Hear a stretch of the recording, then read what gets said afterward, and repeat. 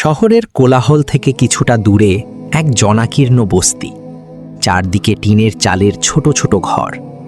বর্ষাকালে সেই চালগুলো এমনভাবে চুইয়ে জল পড়ে যেন আকাশ তার সবটুকু কান্না এই ঝুপড়িগুলোর ওপর ঢেলে দিচ্ছে।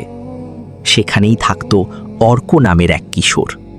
তার চেহারায় সবসময় এক বিষণ্ণতা ছায়া ফেলে থাকত, যেন জীবন তার সব স্বপ্নে তালা লাগিয়ে দিয়েছে। অর্কর বাবা ছিলেন একজন দিনমজুর। যেদিন কাজ জুটত সেদিন কোনো মতে দুবেলা খাবার হতো, আর কাজ না পেলে ঘরে নেমে আসত নিস্তব্ধতা। তার মা মানুষের বাড়ি ঝাড়ু মোছার কাজ করতেন। খুব ভোরে উঠে তিনি বেরিয়ে যেতেন আর ফিরতেন সন্ধ্যায়।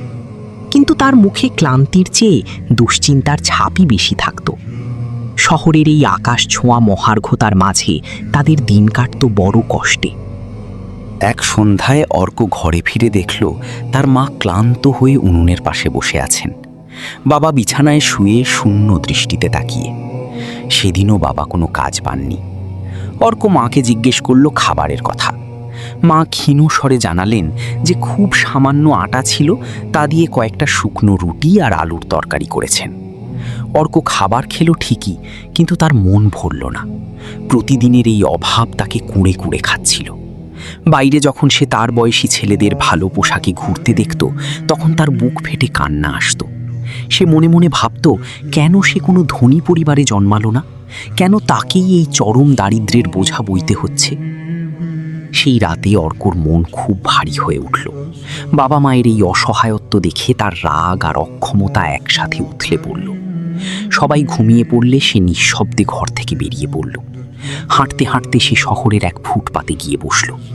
আকাশের দিকে তাকিয়ে সে ঈশ্বরকে প্রশ্ন করতে লাগল, কেন তাকে এই অভাবী ঘরে পাঠানো হলো? কেন তার জীবনে কোনো পড়াশোনা বা আরাম নেই? এভাবেই কি তাকে সারা জীবন কাটিয়ে দিতে হবে? ঠিক তখন তার পাশে শুয়ে থাকা এক বৃদ্ধ জেগে উঠলেন। তার চোখে ছিল গভীর অভিজ্ঞতা। তিনি অর্ককে জিজ্ঞেস করলেন তার মন খারাপের কারণ। অর্ক ক্ষোভের সাথে বলল যে ঈশ্বর তাকে গরিব ঘরে জন্ম দিয়ে তার সাথে অন্যায় করেছেন। বৃদ্ধ হেসে বললেন, ঈশ্বর আমাদের সেখানেই জন্ম দেন যেখানে আমাদের সব থেকে বেশি প্রয়োজন। তুমি গরিব ঘরে জন্মেছ মানে তোমার কাছে সুযোগ আছে তোমার মা বাবার ভাগ্য বদলে দেওয়ার। ধনী ঘরের সন্তানরা সংগ্রামের মর্ম বোঝে না, কিন্তু তুমি পরিশ্রম করে অন্ধকার থেকে আলোয় ফেরার আনন্দ পাবে। মনে রেখো, তোমাকে নিজের ভাগ্য নিজেকেই লিখতে হবে। ঈশ্বর নিজে নেমে এসে তোমার পথ তৈরি করে দেবেন না। বৃদ্ধের কথাগুলো অর্কর মনে গেঁথে গেল। পরদিন থেকেই সে কাজের সন্ধানে বেরিয়ে পড়ল। অনেক জায়গায় ঘোরার পর এক মিষ্টির দোকানে সে কাজ পেল। সেখানে তাকে থালা বাসন মোছা, সবজি কাটা আর গ্রাহকদের জল দেওয়ার কাজ করতে হতো। অর্ক খুব মন দিয়ে সব কাজ করত। দোকানের কারিগর তার সততা দেখে মুগ্ধ হয়ে তাকে সিঙ্গারা বানানোর কৌশল শেখাতে চাইলেন। অর্ক শিখল কিভাবে আলুর পুর তৈরি করতে হয়, কিভাবে মশলার ভারসাম্য রাখতে হয় এবং কিভাবে হাসি মুখে মানুষের সেবা করতে হয়। কারিগর তাকে পরামর্শ দিলেন, সারা জীবন অন্যের অধীনে কাজ করলে উন্নতি হবে না, নিজের কিছু করার চিন্তা করো। অর্ক সেই কথাটি মাথায় রেখে দিন রাত এক করে কাজ করলো এবং কিছু টাকা জমালো। এরপর সে সিদ্ধান্ত নিল সে আর কারো দয়া নেবে না। সে নিজের জমানো টাকায় একটি উনুন আর ঝুড়ি কিনল। বাস স্ট্যান্ডের এক কোণে সে গরম গরম সিঙ্গারা ভাজা শুরু করলো। শুরুতে তার খুব লজ্জা লাগছিল এবং গ্রাহক ডাকতে ভয় পাচ্ছিল, কিন্তু যখন প্রথম এক বৃদ্ধ তার সিঙ্গারার প্রশংসা করলেন, তখন অর্কর আত্মবিশ্বাস অনেক বেড়ে গেল। ধীরে ধীরে অর্কর সিঙ্গারার খ্যাতি চারদিকে ছড়িয়ে পড়ল। সে তার বাবাকেও নিজের সাথে কাজে নিল। তারা দুজনে মিলে একটি সুন্দর ঠেলাগাড়ি বানালো। সিঙ্গারার পাশাপাশি তারা দুপুরে স্বাস্থ্যকর খাবারের ব্যবস্থাও রাখল। অর্ক সবসময় খাবারের গুণমান আর পরিচ্ছন্নতার দিকে নজর দিত। কিছু বছরের মধ্যেই তাদের অভাব ঘুচে গেল। ভাঙা টিনের চাল সরিয়ে তারা সুন্দর পাকা ঘর তুলল। তার মাকে আর অন্যের বাড়ি কাজ করতে হতো না। কয়েক বছর পর অর্ক শহরের একটি স্থায়ী দোকান ভাড়া নিতে সক্ষম হলো। দোকানের নাম দিল পরিশ্রমের ফল। উদ্বোধনের দিন সে সেই বৃদ্ধ এবং মিষ্টির দোকানের কারিগরকে আমন্ত্রণ জানালো।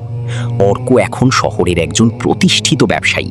সে প্রমাণ করে দিল যে কোনো কাজই ছোট নয় এবং জন্ম যেখানেই হোক না কেন, পরিশ্রম আর নিষ্ঠা থাকলে মানুষ নিজের আকাশ নিজেই খুঁজে নিতে পারে। মূল বার্তা, ভাগ্য কারোর হাতে লেখা থাকে না, মানুষ তার কর্ম আর ত্যাগের মাধ্যমেই সৃষ্ট হয়ে ওঠে। আরও নতুন নতুন ভিডিও পেতে চ্যানেলটি সাবস্ক্রাইব করুন। ধন্যবাদ।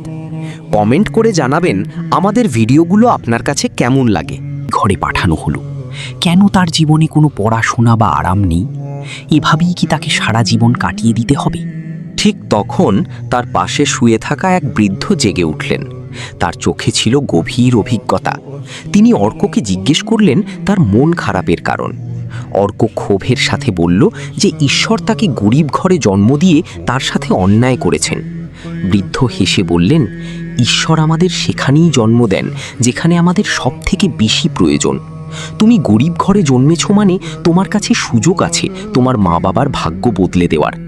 ধনী ঘরের সন্তানরা সংগ্রামের মর্ম বোঝে না, কিন্তু তুমি পরিশ্রম করে অন্ধকার থেকে আলোয় ফেরার আনন্দ পাবে। মনে রেখো, তোমাকে নিজের ভাগ্য নিজেকেই লিখতে হবে। ঈশ্বর নিজে নেমে এসে তোমার পথ তৈরি করে দেবেন না। বৃদ্ধের কথাগুলো অর্কর মনে গেঁথে গেল। পরদিন থেকেই সে কাজের সন্ধানে বেরিয়ে পড়ল। অনেক জায়গায় ঘোরার পর এক মিষ্টির দোকানে সে কাজ পেল। সেখানে তাকে থালা বাসন মোছা, সবজি কাটা আর গ্রাহকদের জল দেওয়ার কাজ করতে হতো। অর্ক খুব মন দিয়ে সব কাজ করত। দোকানের কারিগর তার সততা দেখে মুগ্ধ হয়ে তাকে সিঙ্গারা বানানোর কৌশল শেখাতে চাইলেন। অর্ক শিখল কিভাবে আলুর পুর তৈরি করতে হয়, কিভাবে মশলার ভারসাম্য রাখতে হয় এবং কিভাবে হাসি মুখে মানুষের সেবা করতে হয়। কারিগর তাকে পরামর্শ দিলেন, সারা জীবন অন্যের অধীনে কাজ করলে উন্নতি হবে না, নিজের কিছু করার চিন্তা করো। অর্ক সেই কথাটি মাথায় রেখে দিন রাত এক করে কাজ করলো এবং কিছু টাকা জমালো। এরপর সে সিদ্ধান্ত নিল সে আর কারো দয়া নেবে না। সে নিজের জমানো টাকায় একটি উনুন আর ঝুড়ি কিনল। বাস স্ট্যান্ডের এক কোণে সে গরম গরম সিঙ্গারা ভাজা শুরু করলো। শুরুতে তার খুব লজ্জা লাগছিল এবং গ্রাহক ডাকতে ভয় পাচ্ছিল, কিন্তু যখন প্রথম এক বৃদ্ধ তার সিঙ্গারার প্রশংসা করলেন তখন অর্কর আত্মবিশ্বাস অনেক বেড়ে গেল। ধীরে ধীরে অর্কর সিঙ্গারার খ্যাতি চারদিকে ছড়িয়ে পড়ল। সে তার বাবাকেও নিজের সাথে কাজে নিল। তারা দুজনে মিলে একটি সুন্দর ঠেলাগাড়ি বানালো। সিঙ্গারার পাশাপাশি তারা দুপুরে স্বাস্থ্যকর খাবারের ব্যবস্থাও রাখল। অর্ক সবসময় খাবারের গুণমান আর পরিচ্ছন্নতার দিকে নজর দিত। কিছু বছরের মধ্যেই তাদের অভাব ঘুচে গেল। ভাঙা টিনের চাল সরিয়ে তারা সুন্দর পাকা ঘর তুলল। তার মাকে আর অন্যের বাড়ি কাজ করতে হতো না। কয়েক বছর পর অর্ক শহরের একটি স্থায়ী দোকান ভাড়া নিতে সক্ষম হলো। দোকানের নাম দিল পরিশ্রমের ফল। উদ্বোধনের দিন সে সেই বৃদ্ধ এবং মিষ্টির দোকানের কারিগরকে আমন্ত্রণ জানালো। অর্ক এখন শহরের একজন প্রতিষ্ঠিত ব্যবসায়ী।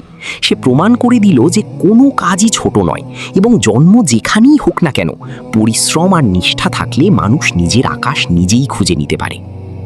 মূল বার্তা: ভাগ্য কারোর হাতে লেখা থাকে না, মানুষ তার কর্ম আর ত্যাগের মাধ্যমেই সৃষ্ট হয়ে ওঠে। আরও নতুন নতুন ভিডিও পেতে চ্যানেলটি সাবস্ক্রাইব করুন। ধন্যবাদ। কমেন্ট করে জানাবেন আমাদের ভিডিওগুলো আপনার কাছে কেমন লাগে।